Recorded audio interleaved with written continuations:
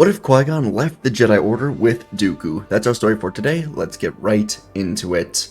Our story begins on Coruscant's inside of the Jedi Temple as Jedi Master Dooku has been contemplating his next steps in life. Over the last few years, Dooku has experienced the corruption of the Republic, and he's began to question the leadership of the Jedi with the Senate. Dooku no longer saw the Order as the heroes he once thought them to be, and instead they were like puppets to a Senate that was corrupt beyond repair. Dooku was recently in contact with his people on the homeworld of Serenno, as the people were in need of a new, stronger leader. Recently, Count Ramil of Serenno, brother of Dooku, put together a fake invasion of the planet where he paid mercenaries to invade and turn Serenno against the Republic. Corruption has reached out as far as Serenno. The people were asking Dooku to return, save the planet from his brother, and Dooku knew what he had to do. But he couldn't do it alone, at least he didn't think so. So as he walked through the temple, Dooku came upon the Great Tree, and he found his former Padawan, Qui-Gon Jinn. Qui-Gon has been training his own Padawan, Obi-Wan Kenobi, for a few years now, and they recently returned from a very long mission protecting Duchess Satine of Mandalore. Like Dooku, Qui-Gon was unsure of his place in the Order. He never really questioned his place as a Jedi until recently. Jinn wanted to understand the Force and the galaxy from a wider view, instead of just going on missions requested by the Senate. Dooku and Qui-Gon were also two of the only Jedi that weren't afraid to acknowledge the growing darkness in the Force that the Council seemed to ignore.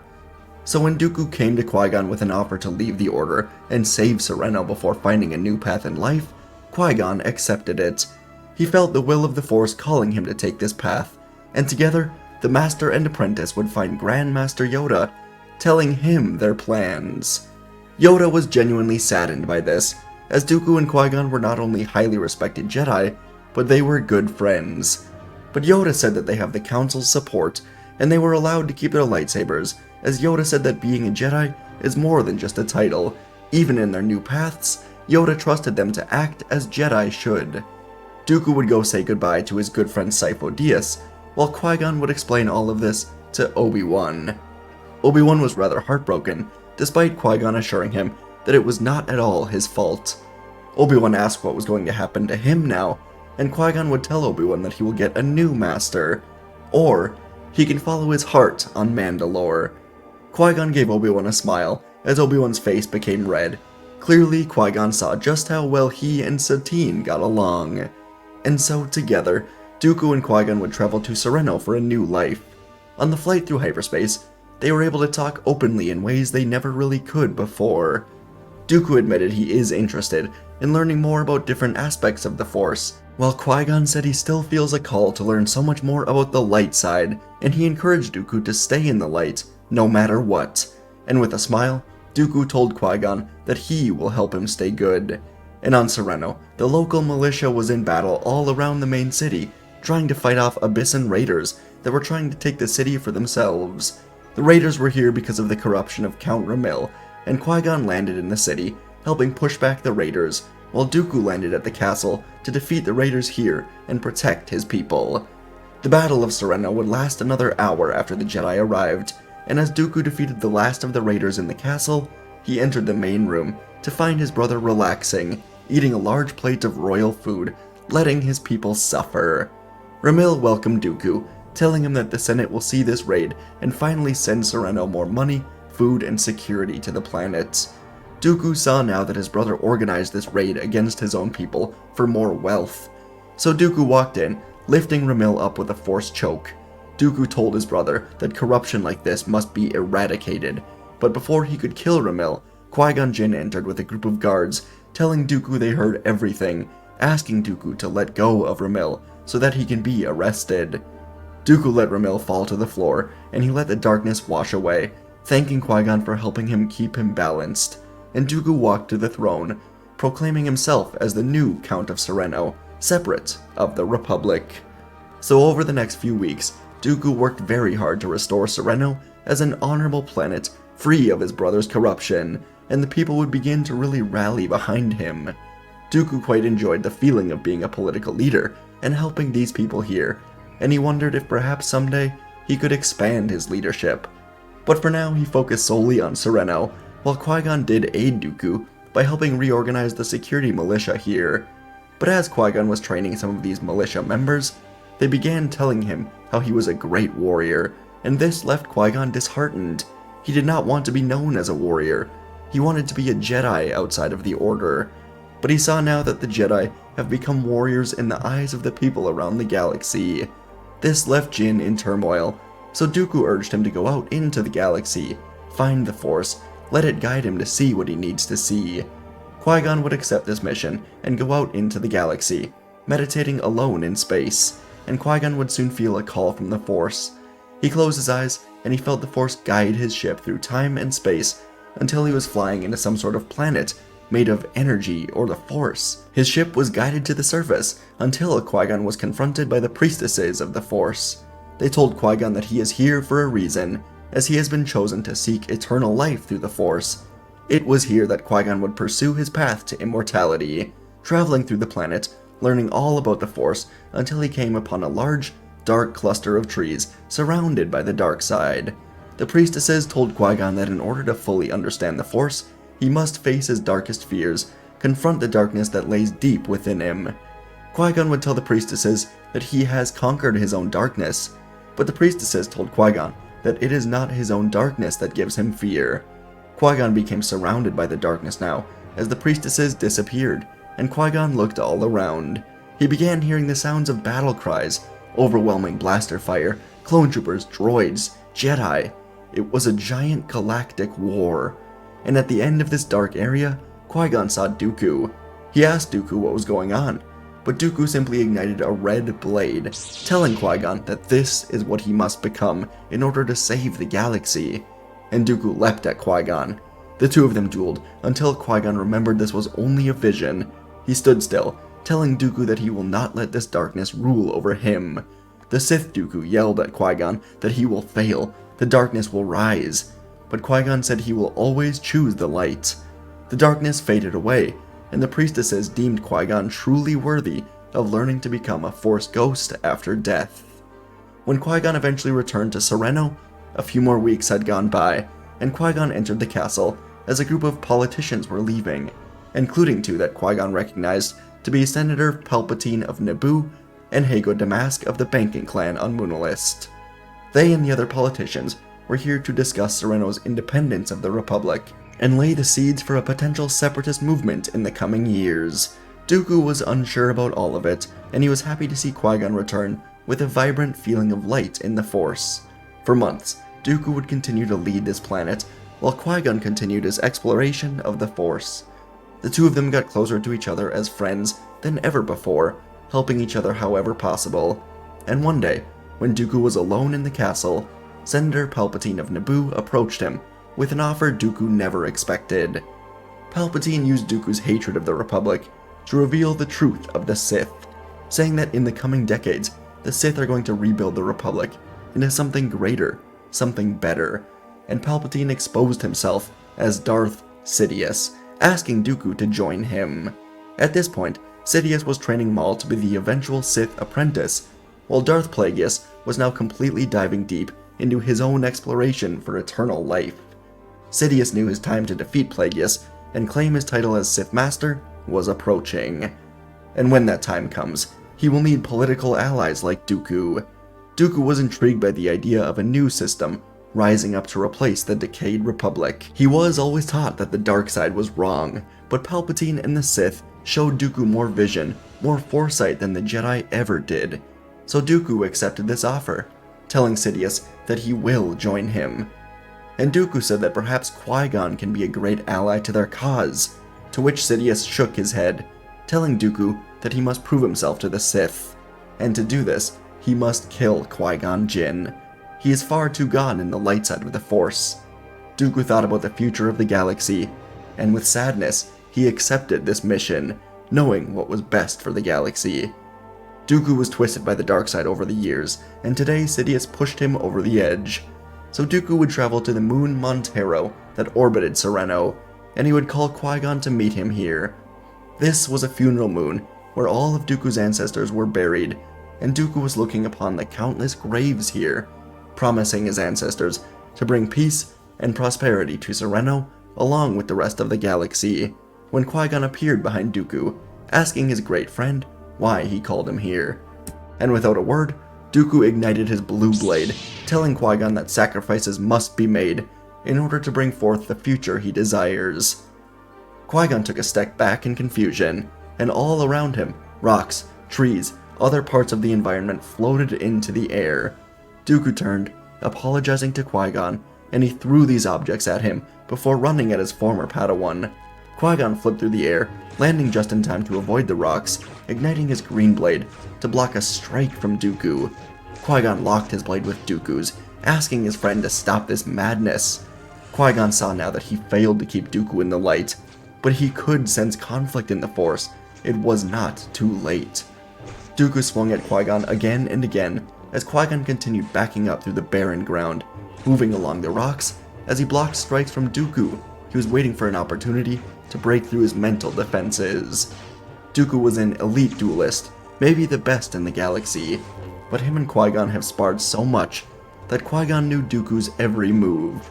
The two of them battled up a rocky hill until Dooku had enough. He reached out, blasting Force lightning into the rocks, causing Qui-Gon to tumble to the ground below. Dooku looked to his hand in complete surprise. He did not try to use the lightning. He didn't even know he could do it, but the darkness consumed him. He jumped down to Qui-Gon now to finish this. But to Dooku's surprise, Qui-Gon was on the ground, kneeling with his eyes closed. Dooku was feeling the dark side surround him, the power, the strength, but also the weaknesses deep down. And as he looked to Qui-Gon, the Jedi told Dooku that if he strikes him down, he will become more powerful than Dooku can possibly imagine. Dooku was frustrated. He wanted to defeat Qui-Gon in battle, and now he yelled at Qui-Gon that the light side is weak. The Jedi are responsible for accepting a corrupt, broken republic and letting the people suffer. He kept yelling at Qui-Gon again, asking why he chooses to stay in the light when the darkness in the galaxy continues to rise. And now, Qui-Gon repeated one of the first lessons that Dooku ever gave to him as a Padawan, a lesson that Dooku has long forgotten. Qui-Gon said it matters which side they choose, even if there will never be more light than darkness, even if there can be no more joy in the galaxy than there is pain. For every action they undertake, for every word they speak, for every life they touch, it matters. Qui-Gon said they don't turn towards the light to try and win some sort of cosmic game. They turn towards the light because it is the light. It is natural, good, it can never be defeated. And the darkness only decays, destroys everything it touches. Even if it does bring temporary aid, it can never last. Dooku had his lightsaber held up high in the air, ready to strike Qui-Gon down. But his hand was shaking now. Qui-Gon opened his eyes, standing to meet Dooku, and together they put Dooku's blade away as Qui-Gon asked Dooku to let him help. Together, they can fight whatever is plaguing Dooku. And so together, Dooku would tell Qui-Gon all about Palpatine, the Sith, how they have a grand plan that has been in the works for decades, working in silence, dividing the galaxy, sowing the seeds of corruption in the galaxy. They cannot be defeated easily. But Qui-Gon would tell Dooku that all hope is not lost. The Sith are in the final stages of their plan, but if history is to repeat itself, then this also means the Sith will be at their most vulnerable. Qui-Gon and Dooku both agreed that Palpatine is likely not the Sith Master, and the reason he approached Dooku is because Palpatine has plans to kill his master. His master is likely to be heavily involved in politics if Palpatine sought out the political Dooku to replace him. So Qui-Gon asked Dooku to rejoin him in the light. Together, they can defeat the Sith and restore hope to the galaxy the right way, as what Jedi are meant to be. Dooku would accept this, and they would put together new plans. On Coruscant, Senator Palpatine was in his apartment when Dooku requested to visit him. Dooku was allowed inside, and once the two of them were alone, Dooku presented the lightsaber of Qui-Gon Jinn. He told Sidious that he killed Qui-Gon on the Sereno funeral moon. His body is buried, to never be discovered among the many, many bodies. Palpatine said this is very good. He began laying the groundwork for the next steps with Dooku. Palpatine said he has discovered that Jedi Master Sifo Dyas has secretly gone in order to clone army for the Republic, and now they will take advantage of this. Palpatine ordered Dooku to go to Kamino, take over the cloning project. Dooku asked why the Kaminoans would accept him as a replacement, and Palpatine handed Dooku a file containing more than enough credits to bribe the Kaminoans. Palpatine said he has a connection with the banking clan that will help all of this work out. Palpatine then told Dooku that his good friend, Sifo Dyas, will also have to die to keep this clone army a secret, and so Dooku would leave the apartment with plans to head to Kamino. What Palpatine did not know was that Dooku was wearing a wire during all of this, with Qui Gon listening in from a broken down apartment in the Coruscant underworld. And just before Dooku took off for Kamino to pretend to carry out this mission, he made time to find Qui Gon, and the two of them agreed that Sifo Dyas must be included in their plans.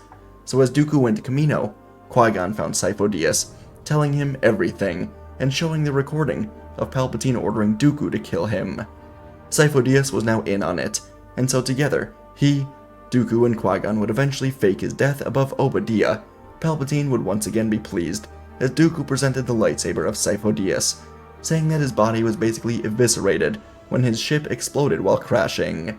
As Palpatine and Dooku spent the next few days in contact with each other, Sifo Dyas would go undercover, tracking Palpatine, marking down all of his interactions, until Sifo Dyas could safely come to the conclusion that Palpatine's Sith Master was Hago Damask, the man that has been known to be mentoring Palpatine for many, many years.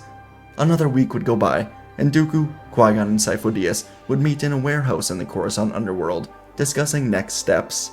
Sifo Dyas said they must wait for the Sith to do what they do best: destroy each other. They debated getting the Jedi Order involved, but decided against it, as the Sith may catch wind of this and disappear. So they decided to wait until one of the Sith inevitably kills the other. Then they will be able to fight whichever one of them survives. And naturally, the Sith wouldn't be able to resist the need to fight each other. Palpatine would go on to organize the blockade of Naboo. The Jedi Council would pull Jedi Master Quinlan Vos from his mission on Tatooine to aid the Naboo Queen with his Padawan, Aayla Secura. Events would play out, with the two Jedi rescuing the Queen, and they were able to escape the blockade without damage, making it back to Coruscant, where a vote of no confidence was called on Chancellor Valorum. And naturally, Senator Palpatine would become Chancellor. Dooku, Qui-Gon, and Sifo Dyas were anxious about this, but over the next couple days, as they checked the death records of Coruscant, it was revealed that Hago Damask was found dead in his apartment, with drinks surrounding him. It was ruled that Damask basically drank himself to death, and in his drunken state, he could not repair his malfunctioning breathing mask. Plagueis was dead, and as Quinlan and Aayla were returning to Naboo to bring back the Queen, Darth Sidious called on Dooku to meet with him, discuss next steps with him as the Chancellor. But as Dooku went and met with Sidious in the Sith lair, Sidious realized now that he has been deceived. As the speeder landed, Dooku got out, igniting his blade with Qui-Gon and Sifo Dyas with him. He was angry, but he could replace Dooku. Sidious ignited one red blade, telling the Jedi they have chosen the wrong side, and he sprinted at them, flipping into the air to slam his blade down on Sifo Dyas. Dooku swung at Sidious, he ducked under it, spinning to slice at Qui-Gon, who narrowly leapt over the blade and force-pushed Sidious back a step. The three Jedi sprinted at Sidious now, but the Sith Lord unleashed lightning into the floor, at Dooku and Qui-Gon, causing them to be hit as it ricocheted into them. Sidious used one hand to block a strike from Sifo Dyas. As he pushed his blade further into Sifo Dyas' blade, Sidious began to laugh as he pulled a second blade from his robes, quickly stabbing it through the heart of Sifo Dyas. Dooku and Qui-Gon yelled out in horror as Dyas' eyes went wide, and he fell dead to the floor. Sidious looked up with his yellow eyes now, holding up his two blades.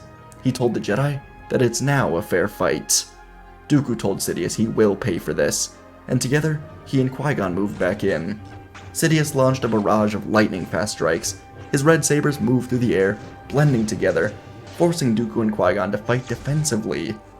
Dooku's elegant form held strong, his blade deflecting Sidious' strikes with perfect precision, while Qui-Gon's green blade was whirling around as he sought to find any opening. Qui-Gon tried to take an offensive push, but suddenly Sidious spun, unleashing a powerful force kick, sending Dooku crashing into a wall. Qui-Gon staggered, but he held his ground.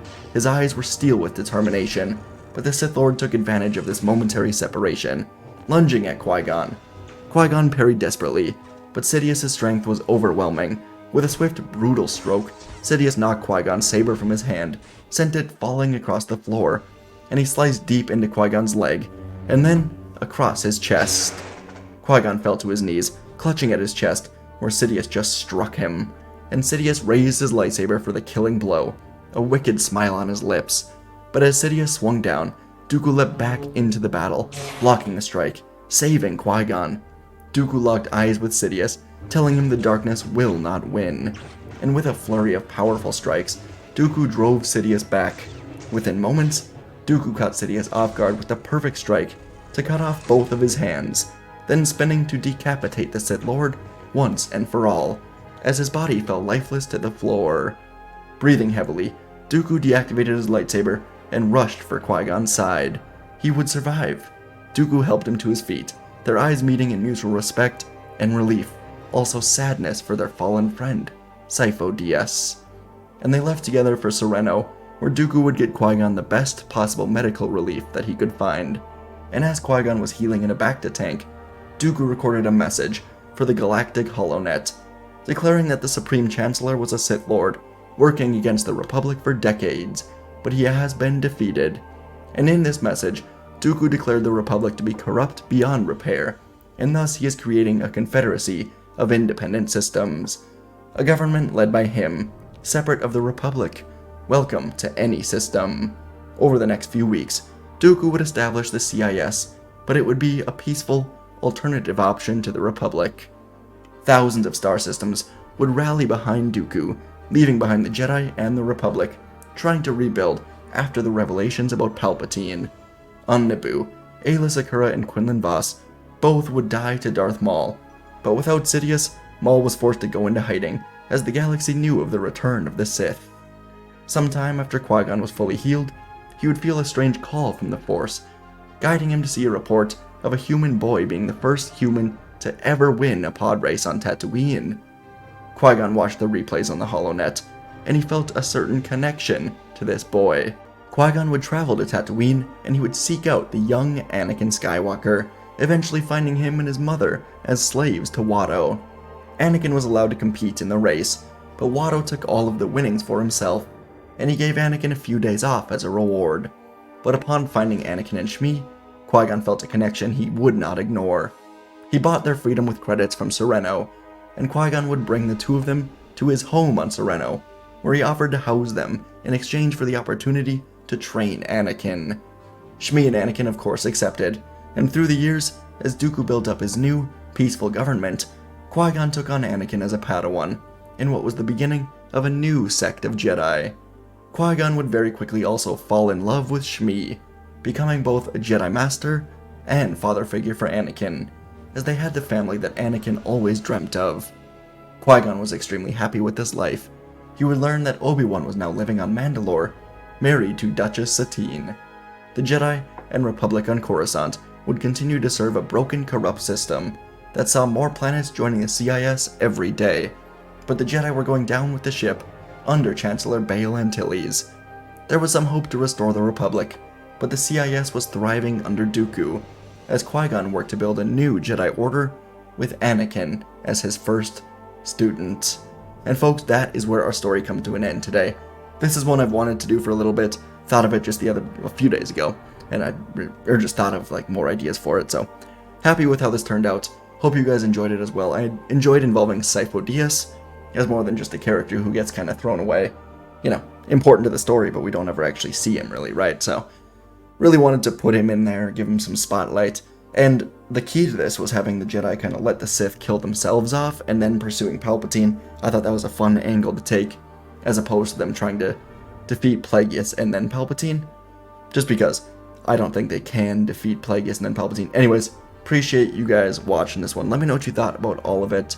Of course, Anakin, you know, in the end, ends up with Qui-Gon. So yeah, thanks for watching, hope you enjoyed, and I'll see you in the next video.